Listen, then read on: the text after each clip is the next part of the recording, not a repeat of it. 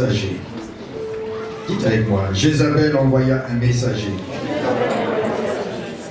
pour dire à Élie que les dieux me traitent dans toute leur rigueur.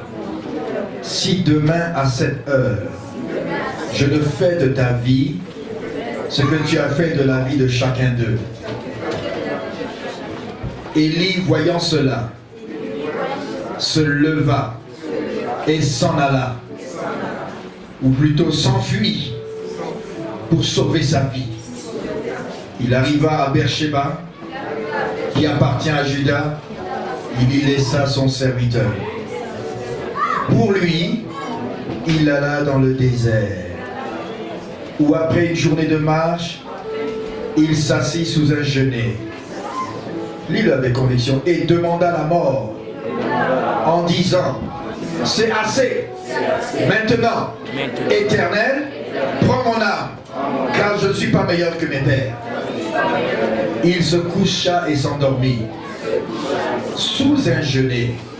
Et voici un ange le toucha et lui dit, lève-toi et mange. Il regarda, il avait à son chevet un gâteau cuit sur des pierres chauffées et une cruche d'eau. Il mangea et but et se recoucha.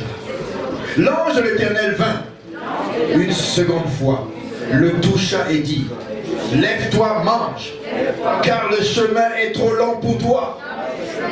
Tout toi dis à ton voisin, le chemin est trop long pour toi.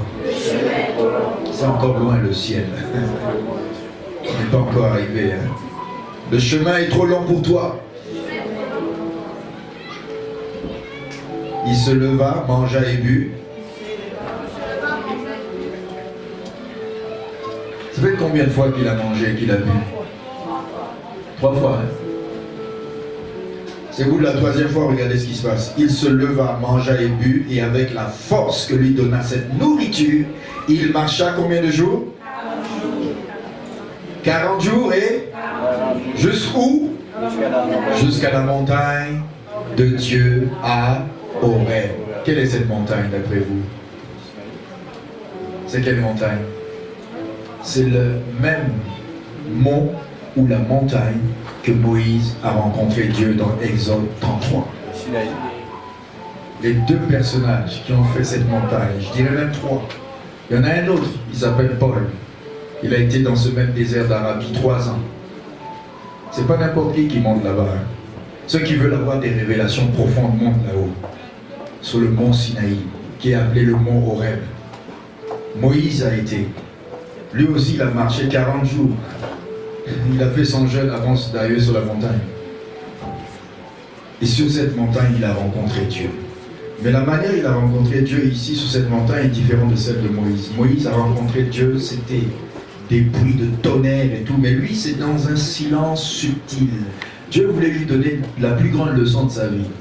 Il dit, tu vois, c'est pas dans le fracas du bruit que je me révèle toujours, moi Dieu. C'est vrai, je suis un Dieu terrible comme le tonnerre, mais aussi je peux me révéler dans un son comme un vent subtil. Et Dieu lui a parlé là, alors qu'à Moïse, il lui a parlé dans le fracas. Dieu peut parler dans le fracas, mais Dieu peut parler dans le silence. Ça, c'est 2 leçons qu'il faut qu'on sache. Et la leçon que la leçon que Élie devait recevoir, c'est celle-là, parce que il a eu ici un réveil dans 1 Roi 18, un réveil comme jamais connu. Le feu est descendu du ciel pour consumer un sacrifice. Il n'a pas allumé la flamme est descendue d'en haut. Dieu a consumé le sacrifice. Et là, tout le monde s'est écrié, c'est l'Éternel qui est Dieu. Ça, c'est le réveil avec fracas. Et on aime bien des réveils comme ça dans nos vies. Que Dieu fasse bouger les choses, que les gens s'écroulent, que les manifestations de Dieu se passent dans la vie des gens. Et ça, c'est très bon. Mais Dieu aussi dit, je peux me manifester dans la douceur. Et c'est la leçon qu'on donne ici. Parce que lui, il sortait de ce réveil, et il s'est dit, enfin, Israël reconnaît que c'est l'Éternel qui est Dieu. 1 Roi 18. Il a éliminé 850 prophètes d'un coup. 400 de Baal, 450 d'Astarté. Ceux qui disaient que moi, Baal, je donne la pluie et le beau temps. Et Astarté, moi je donne la fertilité à la terre. Ces deux dieux-là, c'est qui? Ce sont des dieux que Jézabel a rapportés de son pays pour faire l'adoration en Israël.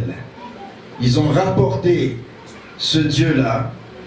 C'est Akab qui est sorti d'Israël, qui a laissé le Dieu Yahvé pour aller chercher Baal et Astarté. Mais il ne l'a pas fait exprès, il était allé chercher une femme. Elle s'appelait Jézabel, la fille d'Ethbal, le roi des Sidoniens. Mais ce roi lui a dit, si tu prends ma fille, tu prends aussi mes dieux.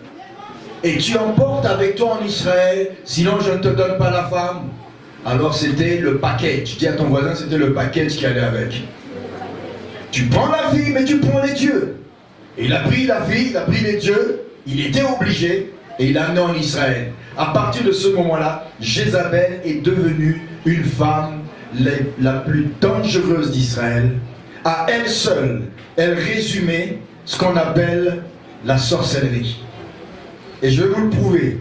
Quand, à un moment, Élie a provoqué le réveil, c'est un homme qui sort de nulle part. On sait qu'il vient d'un petit village qui se nomme Tishbé. C'est un petit village. Il apparaît sur la scène dans 1 Roi 17. Il apparaît et il déclare au roi Akab qu'il n'y aura plus de pluie. Sinon, lorsque j'ouvrirai encore la bouche, il y aura de la pluie. Moi, Élie, le prophète de Dieu, envoyé par Dieu, je décrète et je déclare. Et là, il n'y a plus de pluie pendant 3 ans et demi. Et alors, on le cherchait partout en Israël. Le Saint-Esprit le prenait et le cachait. On nous dit Élie est dans un coin. On arrive là, il disparaît. Je vous assure que Dieu s'occupait de cet homme. Il disparaissait du lieu, on ne le retrouvait plus, il était dans un autre endroit. À tel point qu'on avait dit de lui qu'il a la réputation d'être pris par l'Esprit de Dieu et qu'on le transportait dans un avion spécial et on le déposait quelque part. L'Esprit de Dieu le faisait apparaître et disparaître. Pendant 3 ans, on l'a cherché partout sur le petit territoire d'Israël. Mais on ne pouvait pas le trouver. Puis un jour, il décide, parce que Dieu lui dit, va te montrer au roi Akab, lance un défi au prophète et prouve qui est Dieu en Israël. Quelqu'un dit Amen. Amen. Et là, il y a le grand défi. Et là, Élie remporte la bataille, le feu descend, alors que les autres ont essayé de faire descendre le feu sur leur sacrifice. Ils étaient les premiers à commencer, ils se sont déchirés le corps, ils ont dansé toute la journée, et Élie s'est moqué d'eux, peut-être pour que Dieu est en vacances, peut-être qu'il a pris un peu de congé, et Élie s'est moqué d'eux. Mais Élie a dit, maintenant Dieu, je suis ton serviteur, je me tiens devant toi, et je veux que maintenant tu prouves que je suis ton serviteur. Et le feu est descendu, et a consumé l'eau, l'holocauste, tout ce qui était autour, parce qu'on avait mouillé l'holocauste plusieurs fois. Et là, tout le monde s'est écrié, c'est l'Éternel qui est Dieu. Élie était fier, Élie était content. Il s'est dit, enfin le réveil est revenu en Israël, enfin le peuple d'Israël s'est retourné vers son Dieu. Gloire à Dieu. Mais, quelqu'un dit mais, quand tu as des grandes victoires, attends-toi à la contre-attaque de Satan. Il ne s'avoue jamais vaincu depuis des milliers d'années. Il est toujours présent dans le monde. Il connaît la faiblesse de l'homme. Il connaît qui est Dieu. Mais il te connaît mieux que nous-mêmes.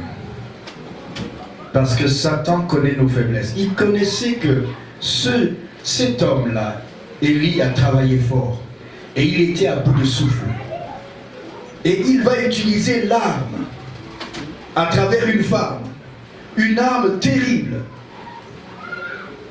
Et c'est à ce moment-là qu'Élie va rentrer dans une grande dépression.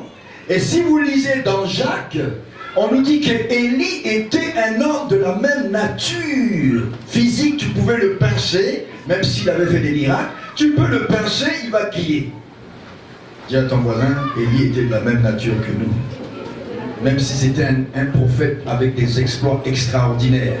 Mais il avait des faiblesses. Il allait aussi un jour mourir, mais Dieu merci, il a demandé la mort, mais il ne va pas mourir.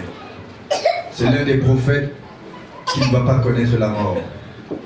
Élie était de la même nature, il a prié, nous dit Jacques, et la pluie est revenue. Mais ce Élie-là est entré dans une dépression les plus graves. Il a demandé la mort, parce qu'il n'en pouvait plus, alors qu'il venait de remporter un exploit. comment se peut-il qu'un homme qui a remporté un si grand exploit, quelques minutes ou heures après, il tombe dans une dépression? Voilà l'homme